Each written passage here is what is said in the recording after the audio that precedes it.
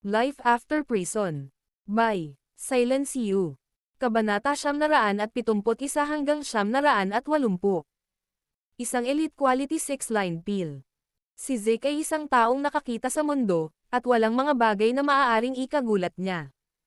Gayunpaman, hindi niya maiwasang mapabuntong hininga nang sabihin sa kanya ang tungkol sa elite quality 6-lined pill, at kitang-kita ng lahat ang pagtataka sa kanyang mukha. Kung ganoon, ang mga kasanayan ni Mr. Severin sa alchemy ay dapat na napaka-advance. Nagulat si Zeke. Si Severin ay magiging mas mataas kaysa sa iba kung siya ay isang high-rank alchemist sa pangalawang grado o kahit isang third-grade alchemist. Nangangahulugan ang pagiging isang high-rank na alchemist sa ikalawang baitang na maaaring pinuhin ni Severin ang mga Pildores na may katulad na antas. Ang mga naturang table task ay magiging lubhang kapaki-pakinabang sa mga taong ang nakakamit ay isang level 9 warrior king dahil ito ay walang alinlangan na makakatulong sa kanila na makamit ang antas ng isang warrior emperor. Kahit na hindi niya alam kung anong uri ng tableta ang pinadalisay ni Severin, nakaramdam pa rin siya ng pag-asa. Sa sandaling iyon, ang medyo naiinis na si Raikan ay lumapit at nagpaliwanag. Ang matagumpay na pagpipino ng isang 6 na linyang tableta ay hindi may tutumbad sa pagkakaroon ng mataas na kasanayan sa alchemy. Ang paulit-ulit na pagpino ng isang tableta ay magbibigay daan din sa isa na maabot ang halos perpektong karunungan sa mga Pildores na iyon. Pagkatapos ay huminto siya bago idinagdag. Bukod dito, pinino lang ni Severin ang isang mababang antas ng tableta sa unang grado, na hindi nagpapatunay ng anuman. Medyo kakaiba ang ekspresyon ni Zeke pagkatapos marinig iyon. Masasabi ng lahat ng naruroon na nagseselos si Raikan kay Severin. Pagkatapos ng lahat, siya ay isang mapagmataas na tao na karaniwang hindi gustong ikumpara ang kanyang sarili sa ibang mga tao, at hindi siya kailanman gagawa ng ganoong mga pahayag maliban kung siya ay tunay na nagseselos. Tama siya. Hindi ito patunay ng anuman. Sabi ni Satchel. Si Raikan ay isa sa kanya. Pagkatapos ng lahat, kaya naiintindihan ni Satchel na kailangan siyang i-back up. Mas makaranasan si Raikan pagdating dito. Nang marinig iyon ni Zeke, ngumiti lang siya at sinabing, "Oo naman." Pagkatapos sabihin iyon, idinagdag niya, "Kung gayon, lahat. Nakahanda na ang piging, kaya't pumasok na tayong lahat." Ang mga Chapel ay nagbigay ng regalo na $7.5 milyong kasama ang isang pares ng gintong pulseres. Ang taong namamahala sa pagpaparehistro ng mga regalo ay nag-anunsyo kapag isa sa mga pamilya mula sa Skydra City ang nagpakita ng kanilang regalo. Katabi niya ang isa pang taong namamahala sa pagtanggap ng regalo. Nang pumasok ang panauhin na nagbigay ng kanilang regalo, dadalhin ni Zeke ang mga pangunahing miyembro ng pamilya upang makipagkamay sa panauhin bilang pasasalamat.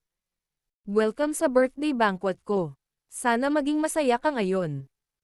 Di nagtagal, natuklasan ni Severin na ang mga pamilyang may mataas na uri ay naghanda ng hindi bababa sa 7 milyon, habang ang iba ay nagbigay ng halagang 15 milyon, at ang ilan ay naghanda ng 9 milyon.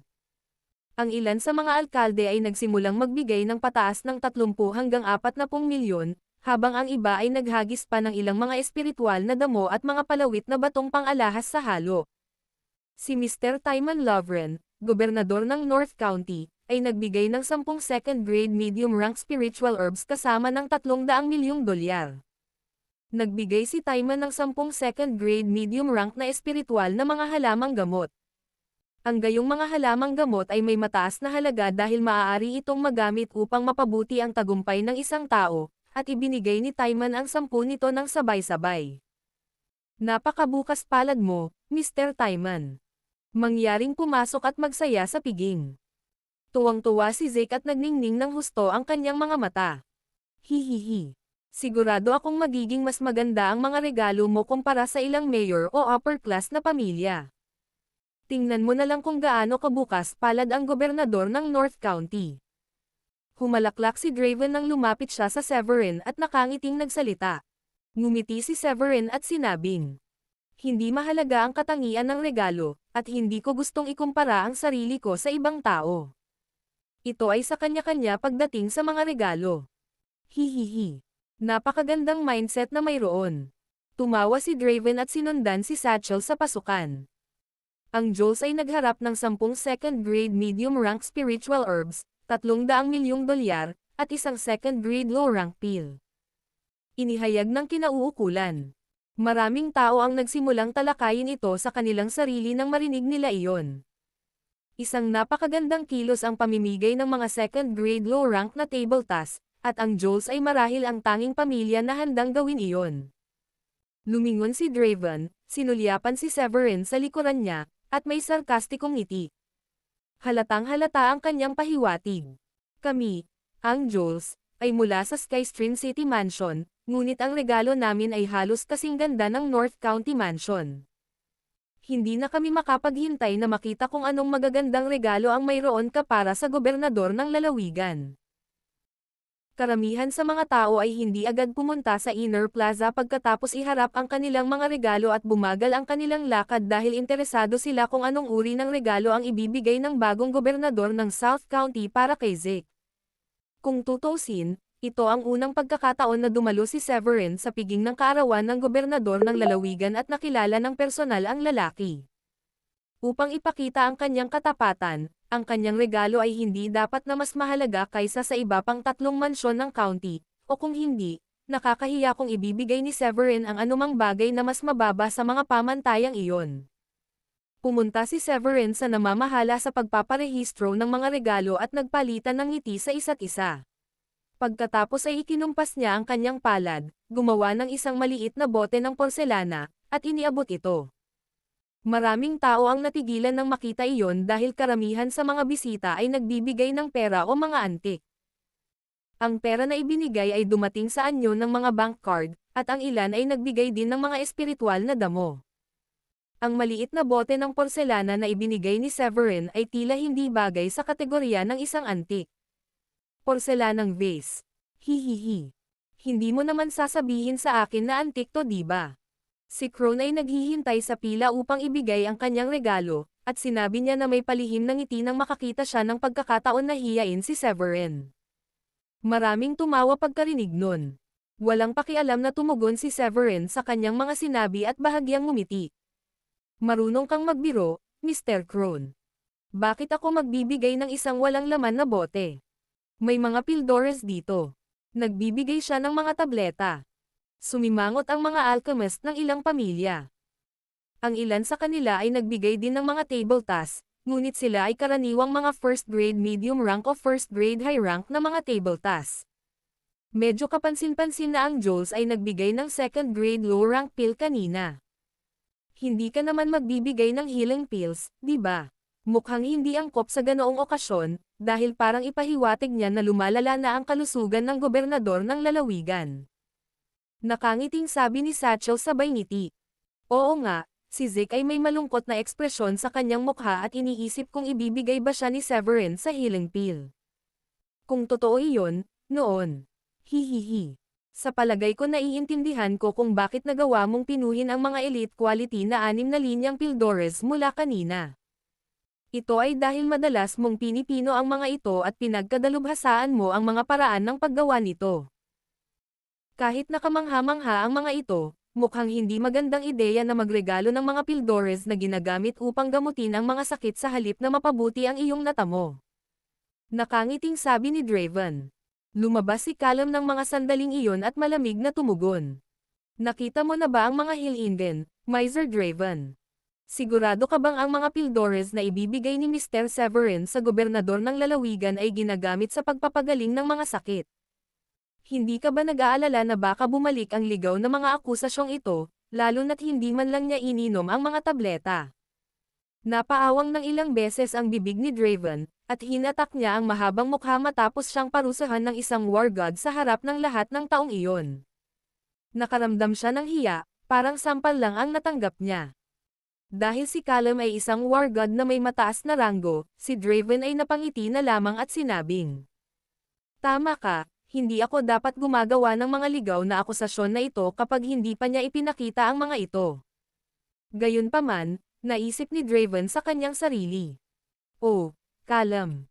Maaari mong isipin na ikaw ay kahanga-hanga dahil ikaw ay isang war god na may mataas na kakayahan, ngunit malapit na akong maging disipulo ng Stormy Moonsect.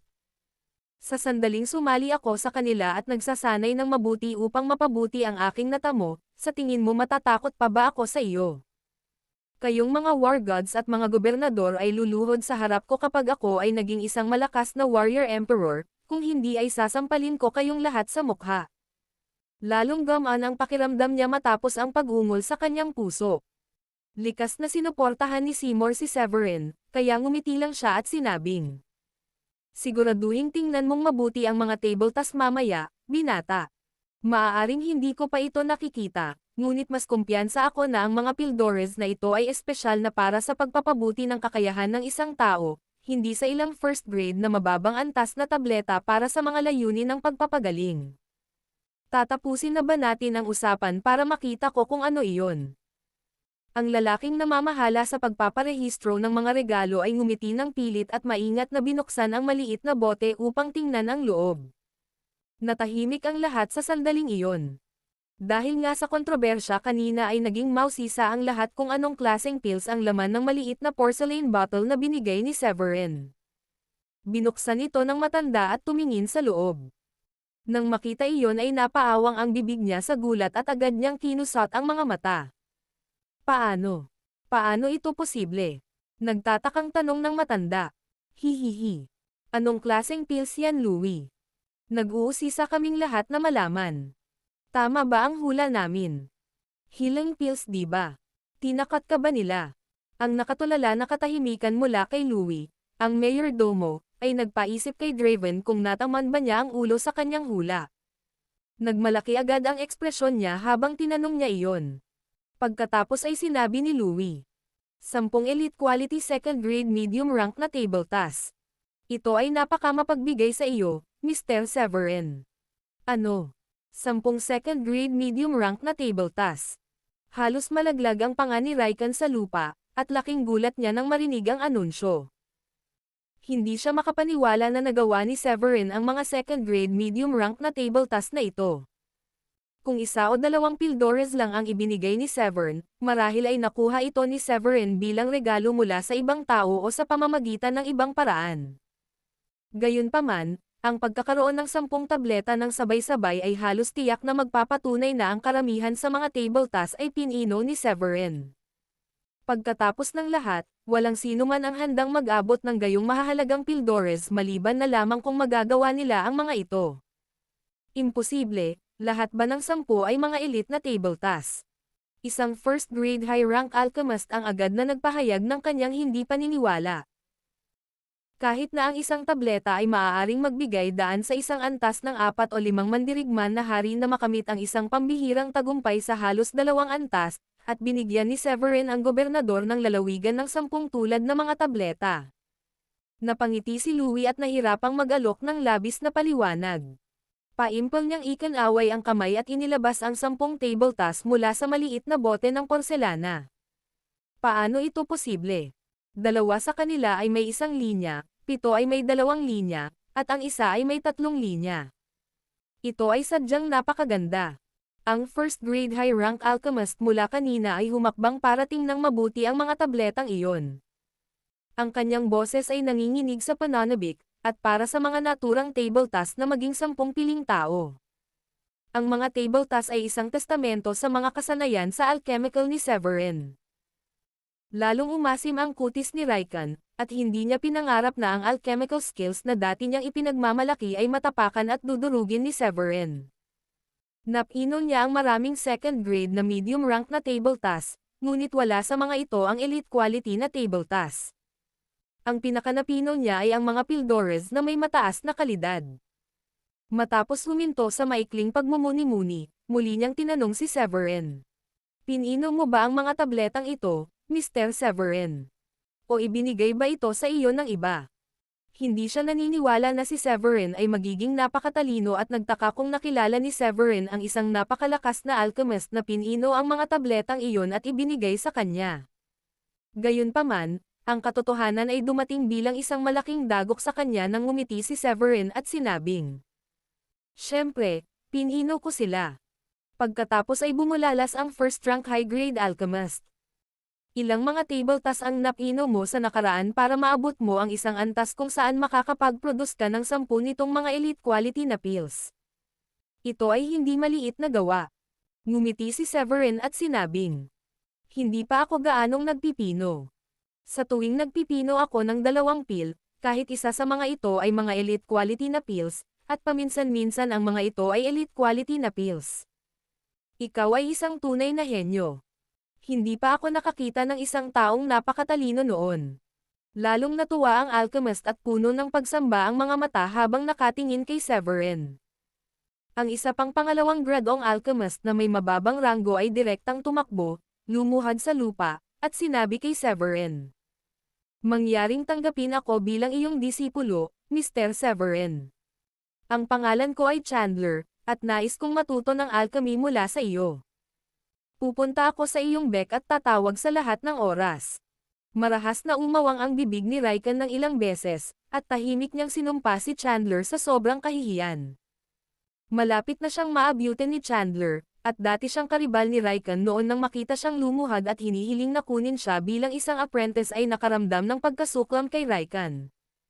Tanggapin mo rin ako bilang apprentice mo. Hindi nagtagal ay nawala ang sitwasyon, kasama ang first grade high rank alchemist mula kanina at 2 iba pang alchemist ang lumuhad sa harap niya. Halos mawalan ng malay si Severin nang makita niya ang sitwasyong iyon.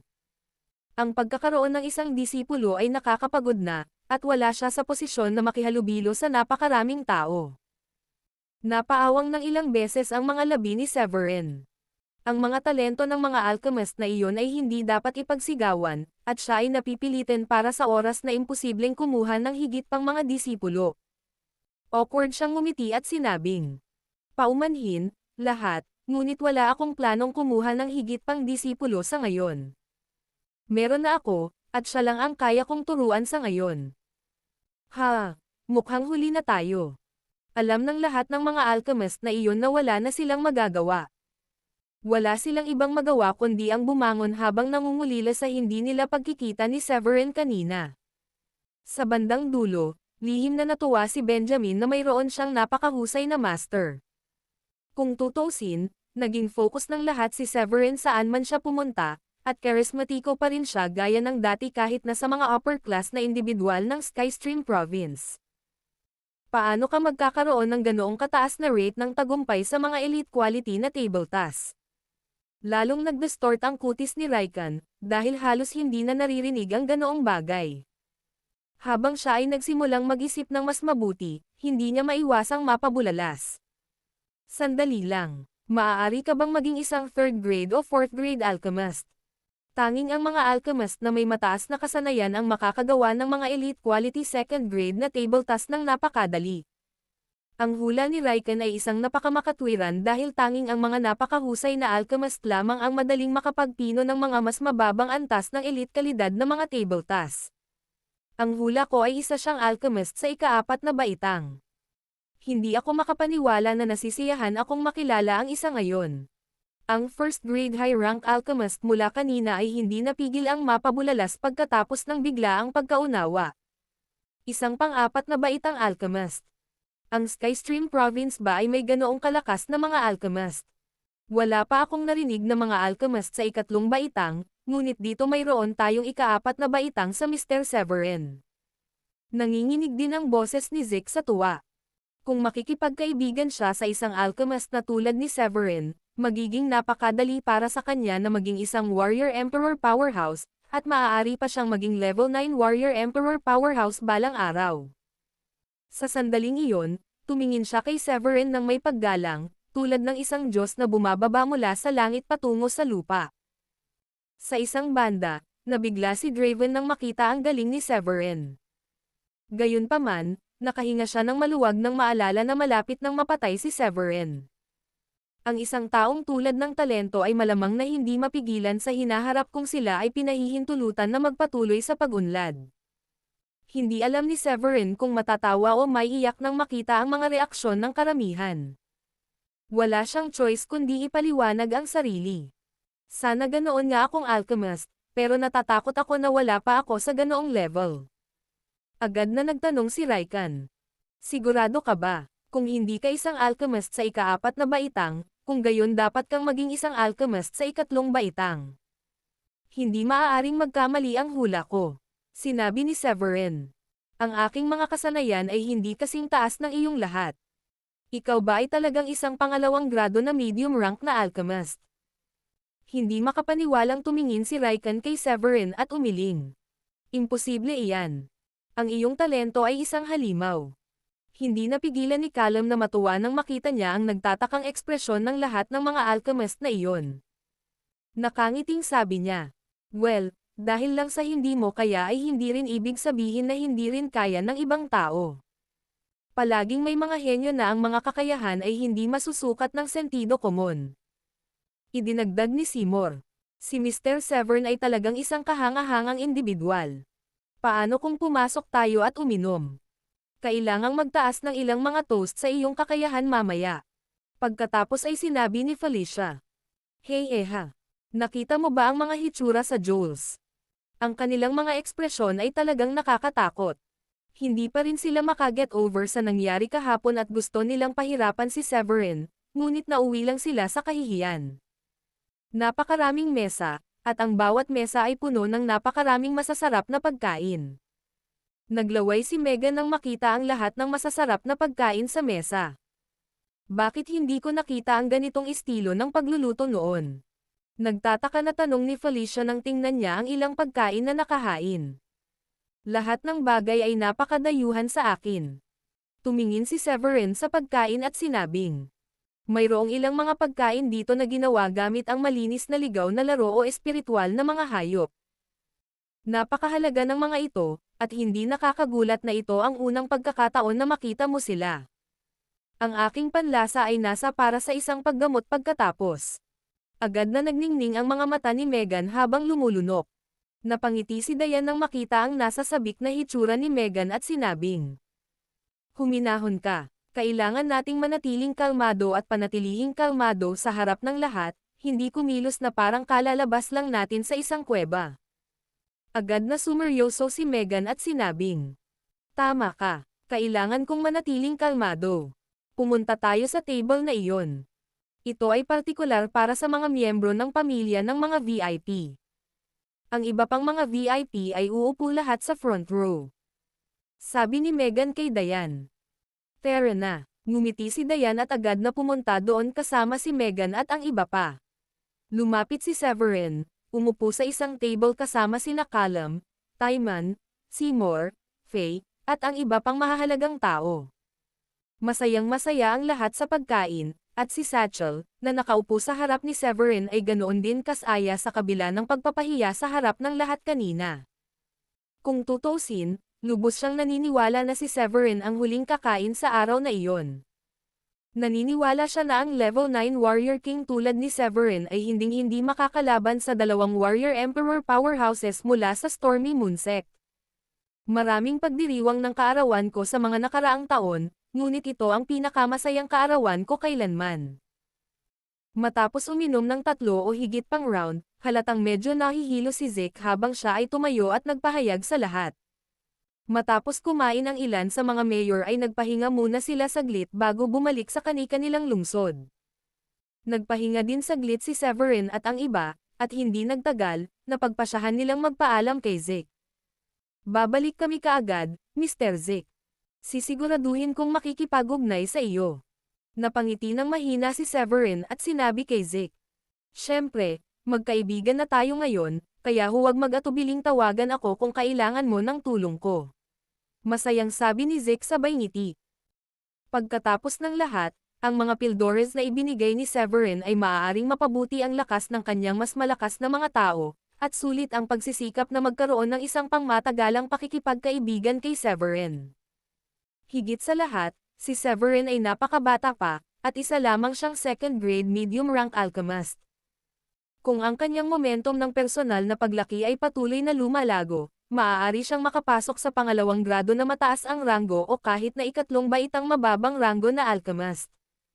Isang kahihiyan na hindi kumuha ng pagkakataon na palalimin ang kanyang relasyon kay Severin. Hahaha. Napakabait mo, Mr. Zeke.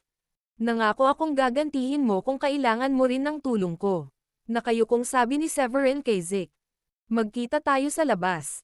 Hindi nakita ni Zeke ang alinman sa mga first-tier na pamilya ng Skystream City o maging ang mga mayor mula sa ibang mga lungsod. Ang kanyang paggalang kay Severin kung gayon ay kitang-kita ng kusang loob niyang inalok na makita si Severin. Ito ay isang karangalan. Sagot ni Severin. Alam ni Severin na hindi mainam na tanggihan ang hiling ni Zeke, kaya sinundan niya ang matanda palabas ng gate. Babalik na din kami. Paalis na sina Crone, Walbert, Satchel, at ang kanilang mga tauhan nang mapansin nilang umalis din si Severin. Lumakad ng bahagya sina Draven at Walbert sa likuran, at nagpalitan sila ng masasamang ngiti habang nakatingin sa isa't isa. Nasa labas na ba ang mga senior mo? Bulong ni Walbert kay Draven habang naglalakad sila. Tumanggaw si Draven. Huwag kang mag-alala, Walbert. Magsisimula na ang palabas. Kakapadala ko lang sa kanila ng mensahe na nagsasabing lalabas si Severin anumang oras ngayon. Tumanggaw si Walbert bilang kasiyahan. Magiging panloob na disipulo ka na ng Stormy Moon sect sa hinaharap, hindi ko maiwasang mainggit sa iyo. Ngumisi si Draven at sinabing, hahaha, maswerte lang ako. At saka, kung hindi nag-aalok ang pamilya namin ng napakaraming attainment resources sa Stormy Moon sect sa mga nakaraang taon, hindi ko akalain na magkakaroon ako ng pagkakataong ma-enjoy ang mga ganitong benepisyo. Pagkatapos ay sinabi ni Walbert bilang paghanga. Ikaw at ang iyong pamilya ay sinusuportahan ng Stormy Moon sect, at kung hahanapin ko ang gayong pagkakataon, maaaring hindi nila ito gustong ibigay sa amin. Hindi napigilan ni Draven na ngumiti at sabihin. Binobola mo ako, Walbert. Sigurado akong may taga-suporta ka, pero nagpasya lang ang pamilya mo na ilihim ito sa iba. Matapos tapusin ang pangungusap na iyon, may naisip si Draven at sinabi niya kay Walbert. Siya nga pala, sana ikaw at ang iyong ama ay hindi sabihin sa mga tao na sinusuportahan kami ng Stormy Moon sect. Huwag kang mag-alala. Tumanggaw si Walbert. Napakabuti ng pamilya mo sa pamilya ko, at sinisigurado ko sa iyo na pananatilihin kong nakabuklad ang aking mga labi. Bukod pa rito, malayo ang taga-suporta ng pamilya namin kaysa sa iyo. Masayang nagkwekwentuhan ang dalawa at tuluyang nakarating sa waiting lounge. Biglang naisip si Walbert at idinagdag niya. Kayo at napakabuting magkaibigan, Draven. Kapag sumali ka sa Stormy Moon sect, kailangan mong magsanay ng husto at pagtibayin ang iyong katayuan doon. Sana, hindi mo ako makalimutan kapag nakapag-ayos ka na. Anong ibig mong sabihin dyan? Nakasimangot na tanong ni Draven kahit nahulaan na niya kung ano ang ibig sabihin noon ng kabilang partido. Ngumiti si Walbert at sinabing, sinasabi ko na magiging maganda kung makapagsalita ka para sa akin sa loob ng sekta para makasali ako balang araw at maging isang disipulo. Naniniwala ako na may sapat kang talento para maging isang piling alagad, at ang ilan sa mga elder ay magiging mataas din ang tingin sa iyo. Pagdating ng panahon, malamang na walang anumang isyo kung irerekomenda mo ako bilang isang bagong recruit. Hindi mapigilan ni Draven ang mapangiti sa kanyang puso. Bakit gusto kong hayaan ang sino man na makinabang sa akin? Pagkatapos ng ilang pag-iisip, sinabi niya kay Walbert. Bueno, hindi imposible, ngunit natatakot ako na baka hindi ito ganoon kadali. Isipin mo, kahit na nakakuha ako ng matatag na posisyon doon, bakit papayag ang kanilang tagapagtanggol o nakatatanda?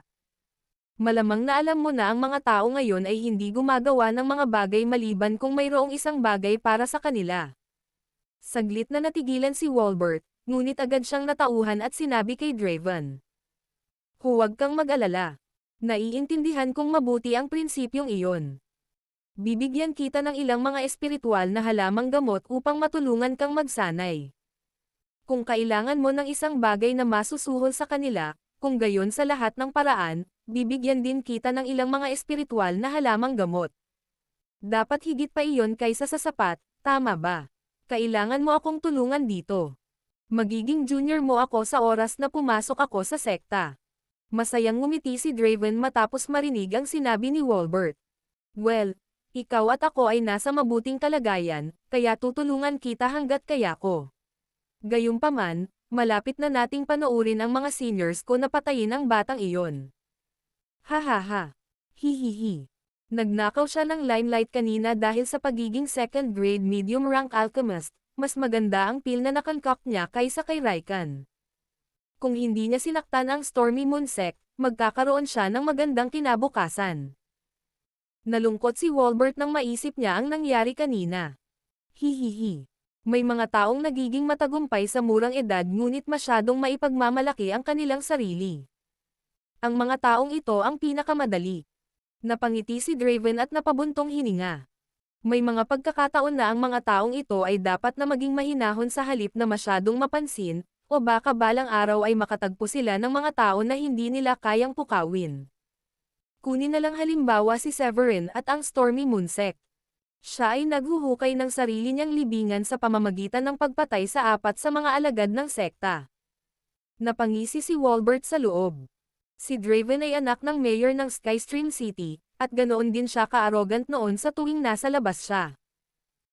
Hindi pa niya nakita si Draven na nagpakababo sa profile, kaya talagang katawa-tawa para kay Draven ang pangangaral tungkol sa pagiging low profile. Gayunpaman, alam niyang kailangan niyang paboran si Draven kung gusto niyang makamit ang kanyang mga layunin sa hinaharap, kaya mabilis siyang tumango. Tama ka. Hindi tayo dapat maging masyadong mapagmataas bilang tao, kung hindi, baka malagay tayo sa gulo maya-maya. Habang masayang nagkukwentuhan ang dalawa, nakarating na rin ang iba sa labas. Mag-ingat ka, Severin. Kung may oras ka sa mga susunod na araw, ang aming mga pintuan ay palaging malugod na tinatanggap para sa iyo na uminom ng tsaa. Tumango si Zeke kay Severin. Sinabi rin ni Fanzo. Salamat sa pagtrato sa akin sa mga susunod na araw. Naipadala ko na sa iyo ang lokasyon ng aking tinutuluyan. Tumango si Severin. Magtiwala ka, lalakad ka na tulad ng isang normal na tao kapag natapos na ang paggamot. Wala akong higit na pagdududa sa mga kasanayang medikal mo. Tumawa si Fanzo. May biglang sumigaw. Papatayin kita. Isang lalaki at isang babae ang nakatayo sa tapat ng kalsada, at ang lalaki ay kumari pa ng takbo papunta sa direksyon nila sa bilis ng kidlat. Matatapos na ang buhay mo ngayon. Iyan ang makukuha mo sa pagpatay sa mga disipulo ng Stormy Moon Sect. Pinisil ni Meldrick ang palad, naglabas ng espada, at diretsyong sinugod si Severin. Siya yon. Gulat na sambit ni Sofia. Mahigpit niyang sinusundan si Meldrick, at agad niyang nakilala si Severin sa isang sulyap. Sumigaw siya ng, "Tumigil ka!" bago sumugod sa isang tabi sa isang iglap upang sumampal sa hangin. Isang malaking espiritual na palad ang lumitaw nang wala saan. Boom! Isang malaking dagandong ang tumunog, at ang pag-atake ni Meldrick ay agad na napigilan ni Sofia. Anong nangyayari sa kanila? Nagkatinginan sina Satchel at Crow na nagtataka. Ang pag-atake kanina ay tila napakalakas, at ang isang hampas ay maaaring sapat na upang wakasan ang buhay ni Severin. Kaya naman, pareho silang naguguluhan kung bakit susubukan ng kabataang babae mula sa Stormy Moon Sect na pigilan ang kapwa niya disipulo. Bakit niya ginawa iyon? Parehong hindi nakaimik sina Draven at Walbert, at bakas sa mga mukha nila ang pagtataka. Nagtaka sila kung anong kilos ang ginagawa ng dalawang iyon, at kung ito ba ay parang mabuting pulis at masamang pulis. Si Walbert, sa partikular, ay nagkaroon ng mas matinding pagkamuhi kay Severn dahil sa pagkamatay ni Lucy. Nais niyang mamatay na lang si Severin sa harap ng kanyang mga mata, kahit na hindi siya ang wawakasan ng buhay ni Severin. Hindi bababa sa iyon ay magpapahintulot kay Lucy na mamatay sa kapayapaan. Dahil dito, medyo nagulat na lang na may ganitong eksena. Saglit na natigilan si Severin, at lalaban na sana siya nang hindi inaasahang iligtas siya ng babaeng nasa likod niya. Sa sandaling nakuha niya ang isang malinaw na tingin sa babae, siya ay nagkaroon ng medyo tuliro na ekspresyon. Bakit mo ako pinigilan, Sofia? Pinatay niya ang mga junior natin. Namatay silang 4 dahil sa kanya. Ayaw mo bang makaganti? Natarante si Meldrick sa ginawa ni Sofia at hindi niya maintindihan kung bakit niya gagawin iyon. Nang nasa harapan na ni Severin si Meldrick, tinapunan niya ng malamig na tingin si Severin. Pagkatapos ay sinabi ni Sofia kay Meldrick, "Hindi natin siya maaaring patayin. Siya ang nagligtas sa akin noong isang araw. Iniligtas ka niya. Alam ni Meldrick na wala nang kumbonsihin pa siya pagkatapos niyang marinig iyon. Pagkatapos ng lahat, ang pagkakakilanlan ni Sofia ay hindi kasing simple ng tila sa ibabaw. Kahit na mas mataas ang kanyang attainment base, kailangan niyang makinig kay Sofia sa iba't ibang bagay. Tumanggaw si Sofia. Oo. Siya ang tagapagligtas ko, kaya hindi ako papayag na patayin mo siya, lalo na't wala pa tayong malinaw na ideya sa nangyari. Kausapin natin siya bago tayo gumawa ng padalos-dalos. Sige. Ikaw ang may huling salita. Medyo nalungkot si Meldrick, pero nagkibit-balikat pa rin siya at ibinuka ang mga kamay. Bahagyang ngumiti si Sofia at naglakad papunta kay Severin. Parang nagningning ang mga mata niya nang tumingin kay Severin. Naaalala mo pa ba ako, Severin? Isang magandang ngiti si Sofia. Ginantihan ni Severin ang kanyang ngiti at sinabi sa kanya. Siyempre ginagawa ko. Iniligtas kita sa kagubatan na iyon noong isang araw. Kaya mo ba? Natutuwa akong marinig iyon. Gusto kitang gantihan noon, ngunit hindi mo man lang ako binigyan ng pagkakataong gawin iyon. Medyo namula ang pisngi ni Sofia. Si Meldrick ay nasa tabi niya sa buong oras, at hindi siya masyadong natuwa nang makita ang reaksyon ni Sofia nang makita niya si Severin. Hindi niya kailanman ipinakita ang kanyang magiliw na panig sa iba pang mga lalaking disipulo, at hindi niya maiwasang magtaka kung ganoon ba ang nararamdaman niya dahil lamang sa iniligtas siya ni Severin. Sa sandaling iyon ay pumasok sa kanyang isipan, hiniling ni Meldrick na mapatay na lang niya agad si Severin. Kung tutuusin, matagal na niyang pinagnanasaan si Sofia, at hindi siya handa na may maunahan siya matapos ang lahat ng effort na iyon para mapalapit sa kanya. Hindi ako umaasa ng anumang kapalit noong iniligtas kita, kaya't mangyaring huwag mag-alala tungkol dito. Napangiti si Severin. At sino kayong dalawa? Lumapit si Callum at nakakunot ang noo niyang tanong. Sa paghusga mula sa bilis at diskarte ng pag-atake ng mabilog na lalaki na iyon, naramdaman ni Callum na ang dalawang tao ay may medyo malakas na tagumpay alinman sa kanyang antas o marahil ay bahagyang mas mataas. Sino kayong dalawa? At bakit mo inatake ang gobernador ng South County kanina? Gusto mo bang mapatay ang sarili mo? Si Zeke, na medyo nahihilo sa mga inumin, nagbaba ng tingin sa kanila at humakbang pasulong habang nakakuyom ang kanyang mga kamao. Mukhang kalabanan niya ang mga ito. Oo, mayroon kang lakas ng loob na pumatay ng isang gobernador sa harap ng lahat ng malalakas na taong ito. Sinusubukan mo lang na patayin ang iyong sarili. Nagsalita ang isa pang mayor. Gayunpaman, tumikim si Meldrick at sinabing, paano kung gobernador siya ng county? Isa akong piling disipulo ng Stormy Moonsect. Hindi ko kailangan ng pahintulot ng sino man para patayin siya. Pagkatapos ng ilang paghinto, idinagdag ni Meldrick. Naging magalang kami upang maiwasan ang pagpatay sa kanya sa iyong kaarawan. Ang Stormy Moonsect.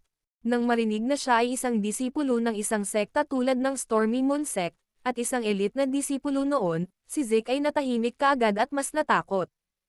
Malamig na ngumiti si Meldrick at naglabas ng malakas na espiritual na enerhiya.